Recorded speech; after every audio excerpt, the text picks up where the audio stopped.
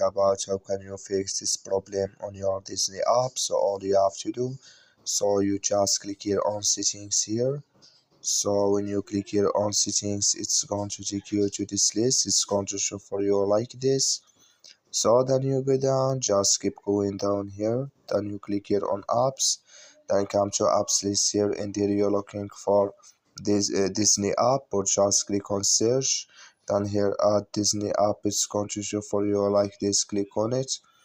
So then you come to next step here, click here on force stop. Then you click here on OK. Then you go down, just click here on storage. So then you come to storage list here, click here on clear cache. Then all you have to do, so you just go to your Play Store, click on it here. Then here you search for Disney app. It's going to show for you like this. You will find here update, click on it, then it's going to work with you.